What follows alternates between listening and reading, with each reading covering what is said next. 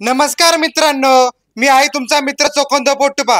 घेऊन आलो आहे कोल्हापुरी वडापावच्या मसाल्याची सिक्रेट रेसिपी, तेही संपूर्ण मोजमापासह. तर चला पाहूया. नमस्कार मित्रांनो, मी आहे तुमचा मित्र चोखंद पोटुबा. आज पुन्हा एक विशेष व्हिडिओ घेऊन आलेलो खास आपल्या खवय्यांसाठी, जे की खाण्याच्या बाबतीत खूप चोखंदळ आहेत.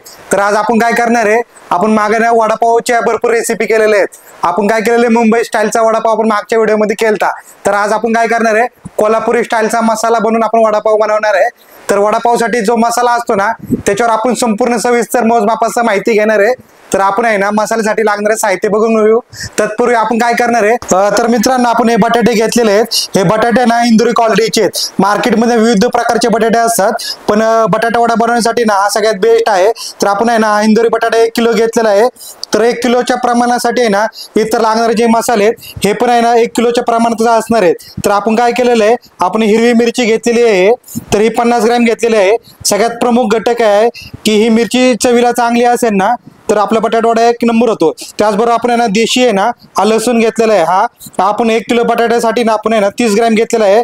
आणि आला आपण साधारण ना एवढा तुकडा म्हणजे 20 ग्रॅम घेणार आहे. त्याचबरोबर आपण आहे ना हे आपण आहे ना 1 चमचा आपण उडीद डाळ घेतलेली आहे. ह्याचं वजनी माप म्हटलं तर 10 ग्रॅम आहे. त्याचबरोबर आपण आहे ना मोहरी घेतलेली आहे. ह्याचं पण 1 चमचा आहे. तर वजनी प्रमाण घेतलं तर 10 ग्रॅम आहे. त्याचबरोबर आपण 10 ग्रॅम जिरे घेतलेले आहे. एक साधारण आहे ना 5 ग्रॅम आपण आहे ना अख्खे धने घेतलेले आहेत. तर आपल्याकडे कोथिंबीर अवेलेबल नसेल तर आपण धन्याचा वापर करू शकतो. त्याचबरोबर आपण ना कोल्हापूरमध्ये ना हा गरम मसाला वापरला जातो. तर आपण हा साधारण आहे ना 10 ग्रॅम घेतलेला आहे. त्याचबरोबर आपण 5 ते 6 ग्रॅम आपण आहे ना हळद घेतलेली आहे. त्याचबरोबर आपण चवीमध्ये ना चांगली क्वालिटी यावी यासाठी आपण काय केलेलं आहे, पुदिन्याची पानं घेतलेली आहेत. 10 ते 15 ही पानं आहेत. त्याचबरोबर अजून एक सांगायचं होतं, आपण आहे ना ही डाळ घेतोय ना उडीद डाळ, हीच आपल्या वडापावच्या मसाल्याची सगळ्यात सिक्रेट आहे. तर हे वापरल्यानंतर ना आपला वडापावचा मसाला 1 नंबर होतो. मित्रांनो त्याचबरोबर आहे ना आपल्याला फोडणीसाठी ना कढीपत्ता लागणार आहे. तर कढीपत्त्याची 20-25 पाने लागणार आहेत आपल्याला. तर मित्रांनो आपण आता काय केलेलं आहे, मसाल्यासाठी लागणारे साहित्य आपण बघून घेतलेलं आहे. तर मिरची, आलं आणि लसूण आहे ना आपण थोडंसं भरडं आहे ना बारीक करून घ्या मिक्सर मध्ये. आणि त्यानंतर आपण आहे ना मसाल्याला फोडणी द्यायला चालू करूया. मित्रांनो पाहू शकता आपण असं भरडं आहे ना मिरची बारीक करून घेतलेली आहे. तर हे टेक्स्चर खूप महत्वाचं आहे. तर आपल्या वडापावला ना खूप छान चव येते. त्याचबरोबर आपण आलं लसूणची पण पेस्ट केलेली आहे. तर ते पण आपण असं भरडं बारीक केलेलं आहे. तर मित्रांनो आपण लसूणचं वरचं आवरण काढायचं नाही, ते आवरण न काढताच आपण बारीक करायचंय. तर त्या आवरणामध्ये पण खूप छान टेस्ट असते. तर त्यामुळे आपला वडापाव खूप छान होतो. तर हे महत्वाचे 2 घटक आहेत. तर हे व्यवस्थित असतील तर आपला वडापाव चांगला असणार आहे. तर कधी कधी काय होतं मित्रांनो, कमी जास्त तीव्रतेचे आपल्याला मिरची किंवा आलं लसूण भेटतं. तर आपल्याला वेगळ्या तीव्रतेचे भेटलं तर आपण याचं ना प्रमाण थोडं आपण कमी जास्त करावं लागतं.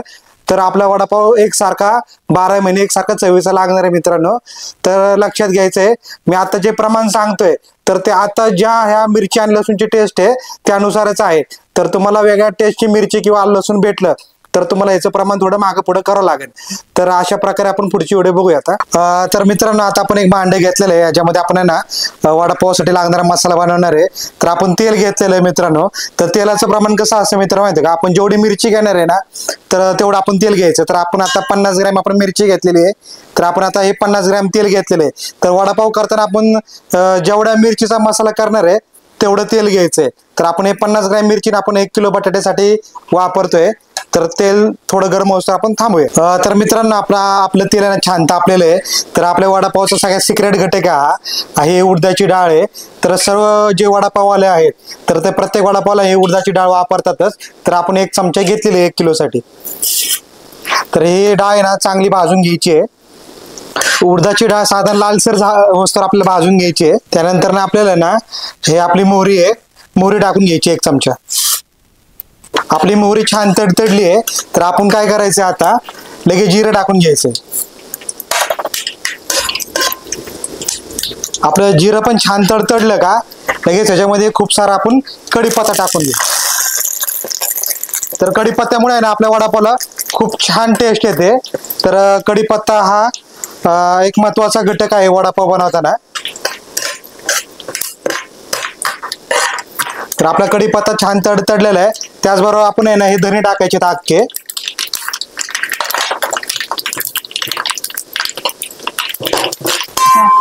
तर मित्रांनो आपल्या अख्खे धने ना छान भाजले गेलेले आहे, त्याचा चांगला सुगंध यायला लागलेला आहे.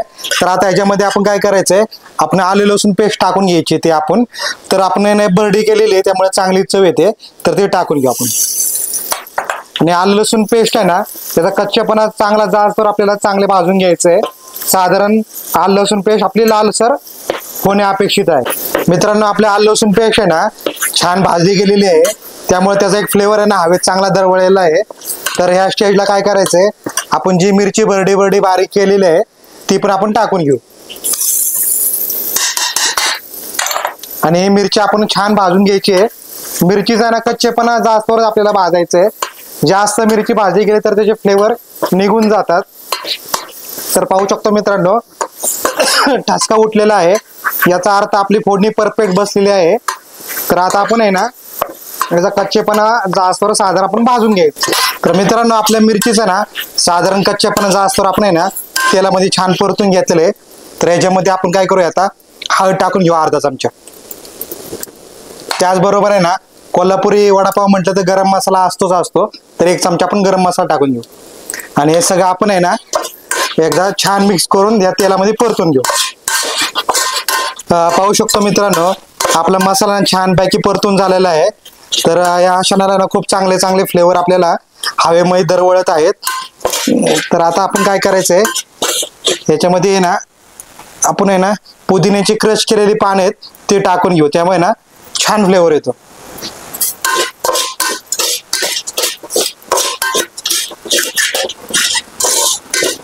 तर अशा प्रकारे ना आपला कोल्हापुरी पद्धतीचा सिक्रेट मसाला तयार झालेला आहे.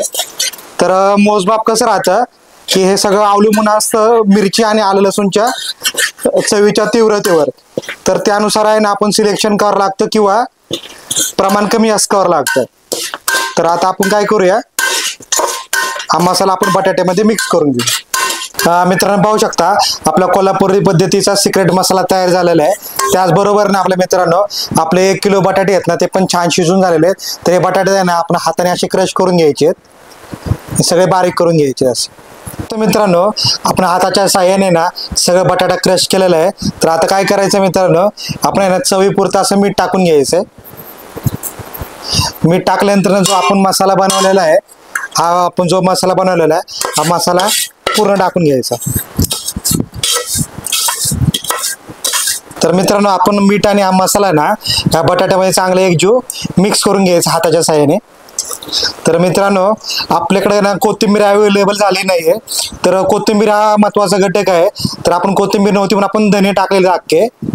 तर कोथिंबीर असेल तर ना खूप भारी टेस्ट आणि ना खायला पण खूप मजा येते. तर आपल्याकडे कोथिंबीर नसल्यामुळे आपण कोथिंबीर टाकू शकलो नाही, तर तुम्ही नक्की टाका.